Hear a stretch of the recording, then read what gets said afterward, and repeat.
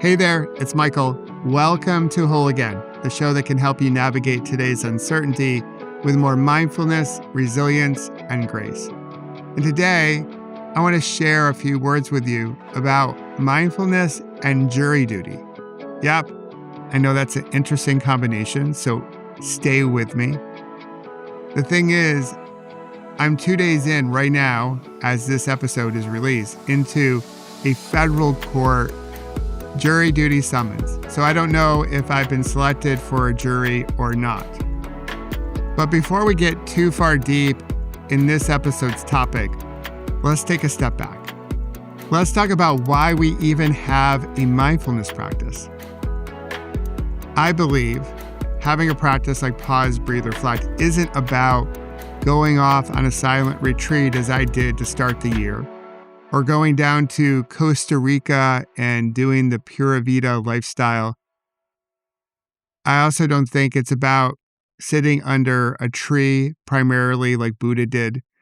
No, it's about whether or not we can take our practice off our cushion and weave it into our lives. If you're a yogi, you might have heard someone say, take your practice off the mat and weave it into your life. And for a yogi who practices meditation, we have the cushion.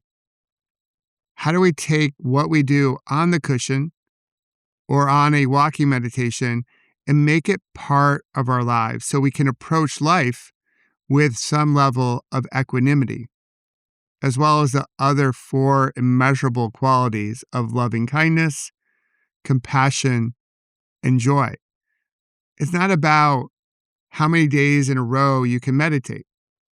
So I think it's great if you have a streak of X number of days where you've meditated for 5 minutes or 10 minutes or 20 minutes. That's great.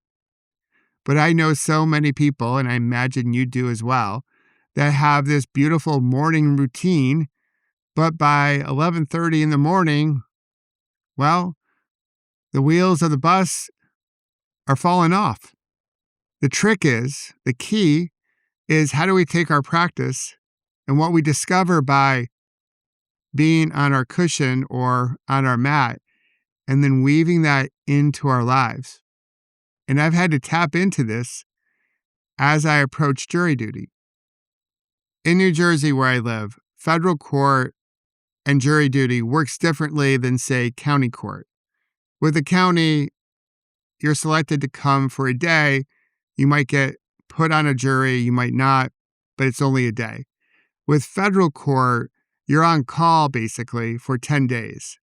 So there's a higher degree of uncertainty when you approach jury duty and the summons for federal court, at least in this state. And most people who've heard that I've gotten this summons will say, oh my God, I'm so sorry. Oh, I hope you get out of it. But my overall belief is that this is a civic duty. If you get called and you can serve, you should serve. Will it be problematic? Will it create some tension? Yes, but through a mindfulness practice, we can meet the moment and we can really have some wisdom as to what we have control over and what we don't.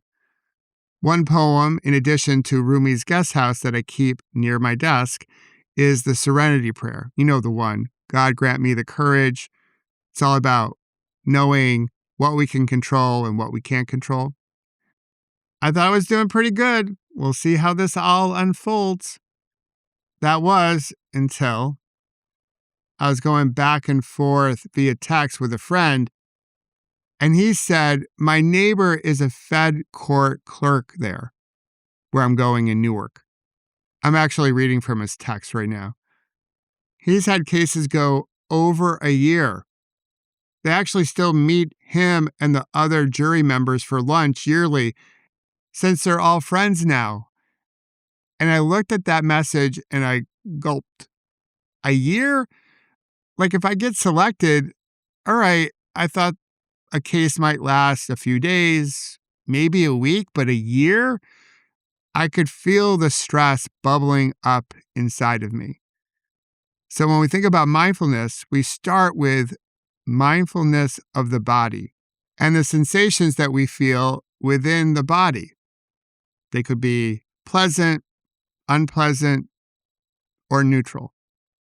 And after reading his text, I had, well, a lot of unpleasant feelings.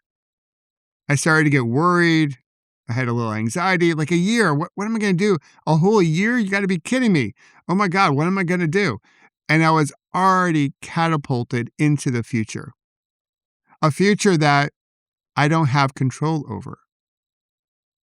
So when we have these moments where we're not in a good relationship to what we sense, and that's not to say that we should emotionally bypass what we're feeling. We should recognize it. We can name it, right? Name it to claim it, if you will, as cliche as that sounds, but it does help. And so through my mindfulness practice, I was able to come back. So when we think about the structure of a meditation, of a sit, if you will, our minds are always moving all over the place.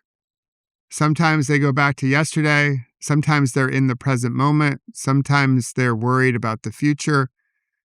And we take, usually, a fixed object. Often, we talk about placing our attention on the breath. We can also place our attention on, say, the soundscape around us. Of course, there is a practice called open awareness where we basically sit in relationship with all the different things that come up. We can see those like clouds traveling across the horizon. But generally speaking, current day, most people, when they talk about meditation, it's about fixed awareness and a fixed awareness on our breath. So we focus in on the breath, but then that pesky mind of ours will wander. The mind will wander into the past, into the future. And once we notice that our mind has wandered, we bring it back to the breath. Almost like doing a bicep curl in the gym. Our mind wanders, we bring it back. It wanders again, we bring it back. We might have to do that 1,000 times or 10,000 times. Each time our mind wanders, we bring it back. It's developing this muscle, knowing that we will have moments when we're not truly present. So as this muscle gets stronger, when we have a moment where we feel like we're in the past or worried about the future, we can come back to the present moment. Because in the present moment, we have some say. We can't change what's been done, and we can't change what will come. Certainly, we can plan for it, and I can take steps to plan or have a contingency plan if I do get called into a jury that's longer than I anticipate, like 1 year. We'll figure it out. We can do hard things here at Whole Again. The moment and the exchange I had with my friend happens all the time, millions or billions of times a day. It's also the type of moment that can be labeled as a bad moment, and then if you give fuel to it, it can turn into a bad day or longer. I could have easily gotten hijacked by what he said. A year, oh my God, a year. What am I going to do? And then the rest of my day will be consumed by this worry or anxiety about what am I going to do if I get called into a jury that's going to last that long? And then the rest of my day is shot. All my different interactions, heck, even recording this, it wouldn't be the same because my mind would be preoccupied. And the thing is, it's something I can't control right now. I just have to wait to get to the courthouse and see what unfolds. So my practice allows me to come back, to remember to come back and understand that all I have right now, all that's within my control right now is this moment. I get to choose how I wish to show up for this moment, which then can preserve the rest of the moments of the day. And as I record this, into tomorrow and into the weekend. So this is the power of a mindfulness practice. And I will say, unlike a whole bunch of influencers out there and grifters, how they say one particular thing works for everyone, I will be quick to say that mindfulness and the practice of meditation can work for many more people than are currently doing it, but it might not work for everyone because we all have our own recipe. We all have our own Toll House cookie recipe for how we wish to create a meaningful life. But this situation right here that I'm facing, I wanted to share it with you because it's a practical way to see how mindfulness and meditation can benefit a number of people. Without it, we can easily lose our way. And when we do, it really makes it hard to show up the way we wish to show up. And if you haven't practiced meditation with me yet, I'll encourage you to join me over on Substack. Over there, I host practices throughout the week so you can learn how to practice in community and really pick up on the collective energy when we're in Sangha or community together, as opposed to just meditating on your own. If you want to do that, my Pause, Breathe, Reflect app, which is free in Apple's App Store and Google Play, may be the perfect ticket for you because I have over 700 meditations for you over there to help you navigate life with more grace. Plus, there's a feature on the app that will allow you to spend less time on your phone and more time doing things that bring you more joy. So it's one part digital detox or digital health.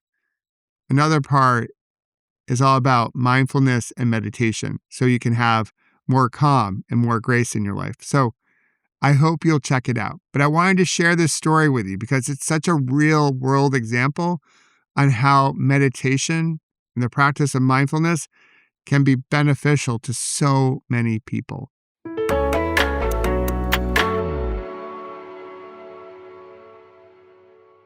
As always, thank you for listening. If this episode resonated with you and you think one of your friends might like it as well, I hope you'll share it with them. And I'll keep you posted on jury duty.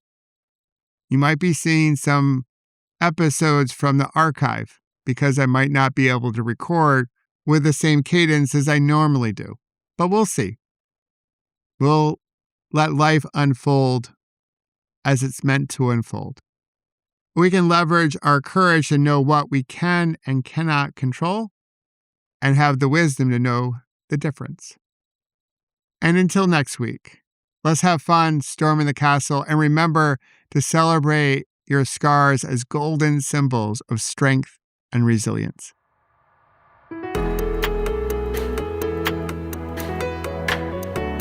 And if you wish to learn more about creating beautiful ripples and how to prevent a bad moment from turning into a bad day, please visit my website, michaelobrienshift.com, and sign up for my newsletter called The Ripple Effect.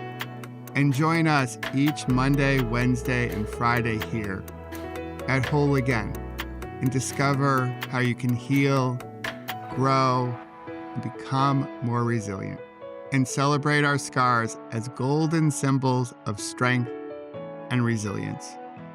Until then, remember, you can always come back to your breath. You've got this, and we've got you.